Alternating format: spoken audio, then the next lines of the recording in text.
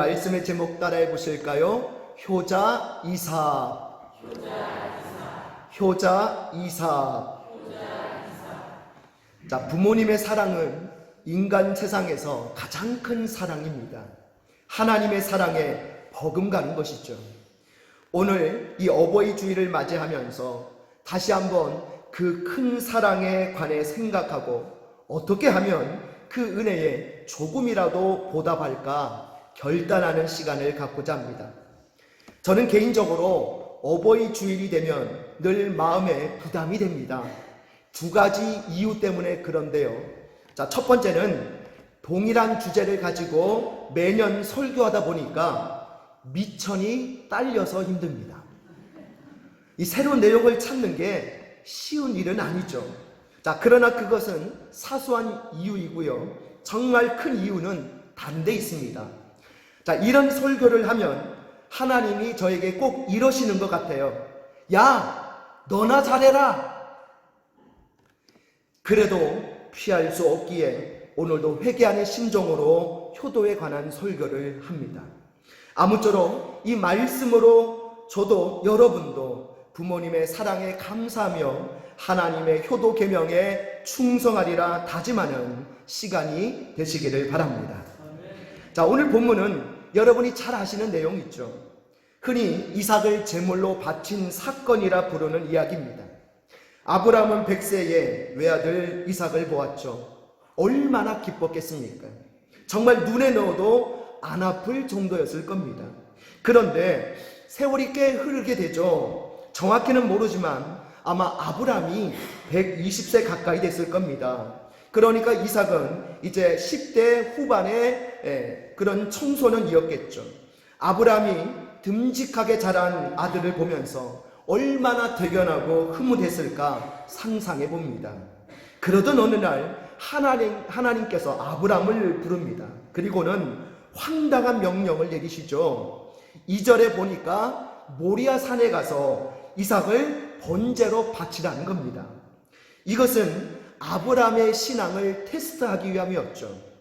놀랍게도 아브라함이 그 황당한 명령에도 순종을 합니다. 3절에 보면 다음날 아침 일찍 채비를 하고 길을 떠났죠. 3일 만에 모리아 산에 도착해서는 정말 제단 위에 이삭을 올려놓고 칼로 내리치려고 합니다. 그러자 하나님이 천사를 시켜 급히 제지시키시죠. 이미 바친 거나 마찬가지예요. 그는 신앙 테스트에 당당히 합격한 것입니다. 그래서 이 본문은 주로 아브라함의 믿음과 순종에 초점을 맞춰서 해석하고 설교를 하죠. 그런데 오늘은 조금 다른 관점에서 본문을 생각해 보고자 합니다.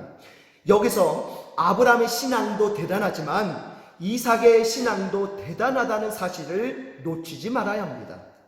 자, 여러분 생각해 보십시오. 아브라함은 100세가 훨씬 넘은 120세 가까이 된 그런 노인이에요. 자, 반대로 이삭은 10대 후반에 혈기왕성한 그런 소년, 소년이라고 하기보다는 청년에 가깝죠. 자, 어떻게 아브라함 혼자서 이 아들을 들어 올렸겠습니까? 아마 결정적인 순간에 자초지종을 설명했지 않겠어요? 얘야, 하나님이 이러이러하게 명령하셨단다. 그러니 우리가 순종해야 되지 않겠니? 하나님이 죽음으로 끝나게 하지는 않으실 거야. 무슨 하나님의 특별한 뜻이 있겠지? 자, 우리가 이런 생각을 할 수 있는 이유가 히브리서 11장 17절에서 19절에 보면 바로 이와 관련된 내용이 나오기 때문입니다. 우리 히브리서 11장 17절에서 19절 우리 같이 했습니다. 시작. 아브라함은 시험을 받을 때에 믿음으로 이삭을 드렸으니 그는 약속들을 받은 자로되 그 외아들을 드렸느니라. 그에게 이미 말씀하시기를 내 자손이라 칭할 자는 이삭으로 말미암음이라 하셨으니 그가 하나님이 능히 이삭을 죽은 자 가운데서 다시 살리실 줄로 생각한지라. 비유컨대 그를 죽은 자 가운데서 도로 받은 것이니라. 아멘. 자, 만약에 이삭에게도 믿음이 없었다면 아버지를 이상하게 생각했을 겁니다. 치매 걸리셨나? 망령이 드셨나? 아마 그렇게 생각했겠죠.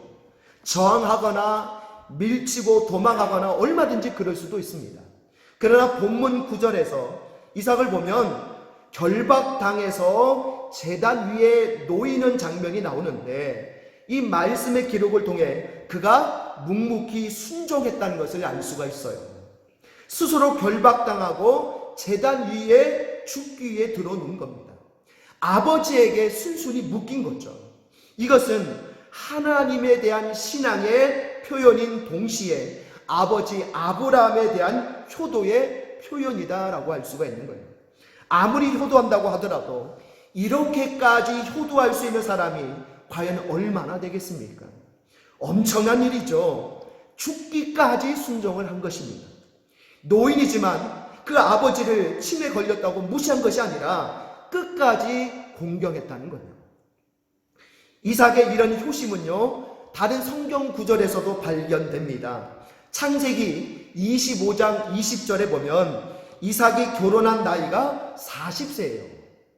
자, 요즘도 이 40세면요, 노총각인데 당시로서는 빨리 결혼하는 그런 시대이기 때문에 늦어도 한참 늦은 나이라고 할 수가 있습니다. 자, 그러면 왜 그랬을까요?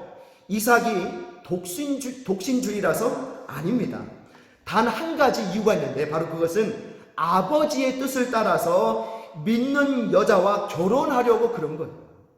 대단한 일이죠. 그만큼 이삭은요, 아버지를 공경하고 그 말씀에 순종했던 사람이었다는 거예요. 그는 실로 효자 중에 효자였습니다. 이처럼 효자인 이삭을 보면서 아버지 아브라함이 얼마나 기뻐했겠습니까? 또 그런 이 이삭을 보며 하나님 또한 얼마나 기뻐하셨겠어요. 그 후 이삭의 생애를 살펴보면 하나님이 이삭을 무척이나 기뻐하셨고 놀랍게 축복하셨다는 사실을 알 수 있습니다. 우리 창세기 25장 11절을 같이 읽습니다. 시작. 아브라함이 죽은 후에 하나님이 그의 아들 이삭에게 복을 주셨고. 아멘. 자, 또 찾아볼게요. 창세기 26장 12절 13절 2절 같이 읽습니다. 시작. 이삭이 그 땅에서 농사하여 그 해에 100배나 얻었고 여호와께서 복을 주심으로 그 사람이 창대하고 왕성하여 마침내 거부가 되어. 아멘. 이것은 아주 중요한 사실입니다. 하나님이 요구하시는 인간의 도리 중에 가장 큰 것이 부모 공경입니다. 인간의 기본 도리인 10계명 중에 5번째 계명이 부모 공경에 대한 계명인데요, 순서상으로 5번째지만 인간에 대한 계명 중에는 으뜸이 되는 계명이에요. 왜냐하면 1에서 4계명까지는 하나님에 대한 계명이고 5에서 10계명까지는 사람에 대한 계명이기 때문입니다. 그래서 사도 바울도 이 부모 공경의 계명에 대해서 이런 말씀을 했습니다. 우리 에베소서 6장 1절에서 3절 같이 했습니다. 시작. 자녀들아, 주 안에서 너희 부모에게 순종하라. 이것이 옳으니라. 내 아버지와 어머니를 공경하라. 이것은 약속이 있는 첫 계명이니 이로써 내가 잘되고 땅에서 장수하리라. 아멘. 자, 여기 보면 첫 계명이라는 말이 나오죠. 첫 계명이라는 말은 바로 사람에 대한 계명 중 첫 번째요, 가장 중요한 계명이라는 뜻입니다.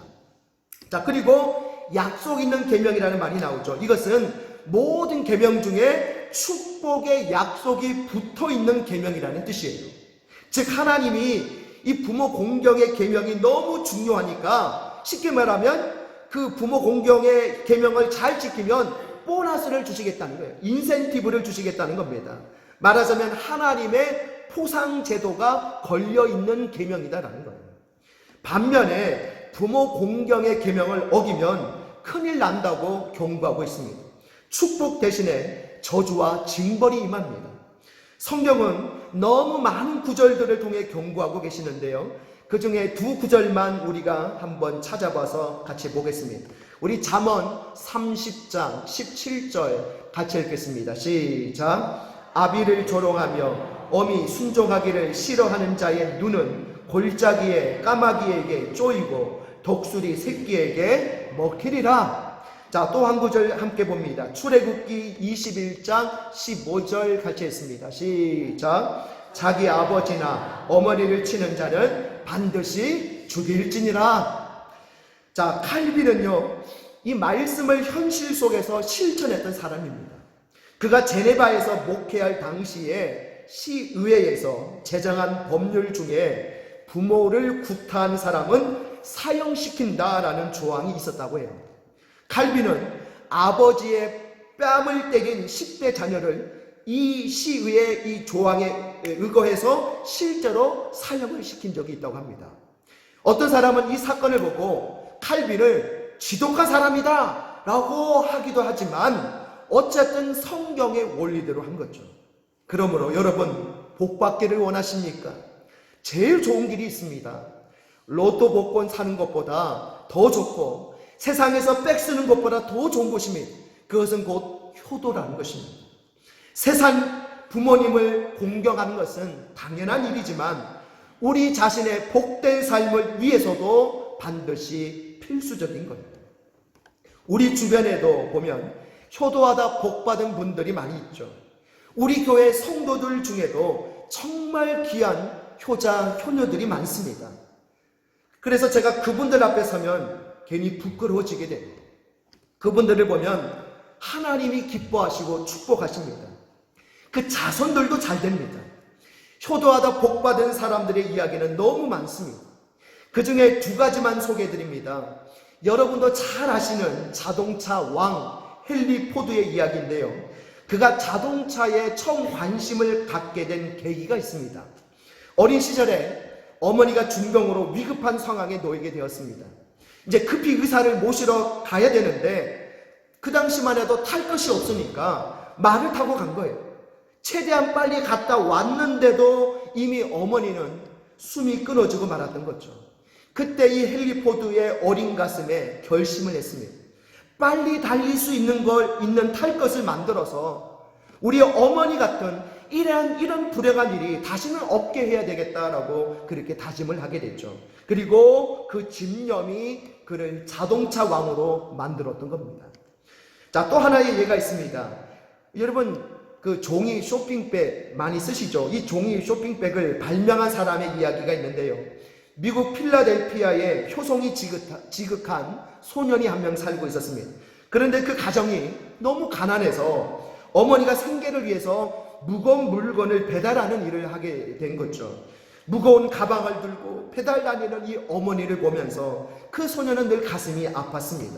그러던 어느 날 이 어머니의 수고를 좀 덜어드릴 방법이 없을까 궁리를 하다가 종이로 가방을 접은 거죠. 종이로 가방을 접게 되었는데 그렇게 해서 편리하고 가벼운 종이백이 탄생을 하게 된 거예요. 그것으로 어머니의 수고가 덜어졌을 뿐만 아니라 전 세계로 퍼져나가서 큰 부자가 되었던 겁니다. 그때가 1887년이었고 그 소년의 이름은 찰스 스틸웰이라는 소년이에요. 여러분, 효도하면 복받는다는 것은 이거는 지나가는 말이 아닙니다. 예전에는 그랬는데 요즘 시대는 안 그래. 그렇지 않습니다. 하나님이 보증하시는 진리의 약속이에요. 이 진리대로 살아서 우리 모두 복된 인생 되시기를 바랍니다. 여러분, 효도의 기본은 뭘까요? 효도의 기본은 무엇보다 부모를 봉양하는 거죠. 어릴 적에 나를 낳으시고 키워주신 은혜를 기억하며 연로하신 부모님에게 의식주 문제를 해결해 드려야 되는 거죠. 이것은 기본 중에도 기본입니다. 이것조차 하지 않는 사람들도 많이 있지만 이것만 하는 것으로 효도한다고 생각해서는 곤란합니다. 그 이상으로 중요한 게 있는데요. 자, 오늘 그 이상으로 중요한 건 4가지에 대해서 함께 말씀을 통해 나누고자 합니다. 자, 우리 화면 보시면서 그렇다면 우리는 어떻게 효도해야 됩니까? 효도의 방법 첫 번째 따라해 보실까요? 공경하라. 우리 에베소서 6장 2절을 같이 했습니다. 시작. 내 아버지와 어머니를 공경하라. 자, 어렸을 적에는 부모님이 크게 보였습니다. 그런데 나이가 들면서 점점 작아 보이죠. 오히려 자식이 공부도 더 많이 하고 지위도 더 높아질 수 있기 때문입니다. 그리고 다른 부모들과 비교해서 미약해 보이기도 합니다. 그러다 보면 자칫 부모를 소홀히 여기고 무시하기가 쉽습니다. 그러면 안 되죠. 우리는 공경해야 됩니다. 공경한다는 것은 소중하게 여긴다는 거예요. 자랑스럽게 여긴다는 것입니다.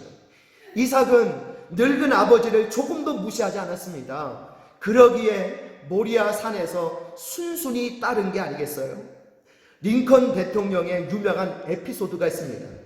그가 이제 당선된 후에 상원에 가서 취임 연설을 할 때의 일입니다. 대통령이 된 직후예요. 그가 평범한 가문 출신이므로 이 귀족들인 상원 의원들이 배알이 막 뒤틀렸던 거죠. 다리를 꼬고 박수도 치지 않고 그랬습니다. 그러다 한 사람이 링컨에게 비꼬는 말을 던졌습니다. 당신이 어쩌다가 대통령 됐지만 늘 기억하시오. 당신 아버지가 우리 집에 드나들며 구두 만들어주던 사실을 말이오. 아마 여기 여러 사람이 당신 아버지가 만든 구두를 신고 있을 거요. 대통령 취임 연설을 하는 이 공적인 자리에서 얼마나 모욕적인 발언입니까? 잠시 침묵이 흐른 후 링컨이 이렇게 대답을 했다고 해요. 맞소. 우리 아버지는 구두 만드는 사람이었어. 나의 아버지는 멋진 예술가였어. 세상에 그분보다 구두를 더 잘 만드는 사람은 없을 거예요. 내가 그분이 구두 잘 만드는 만큼 이 대통령직을 잘 감당할지 모르겠어. 혹시 여러분 중에 구두가 잘 안 맞으면 언제든지 나에게 가져오시오.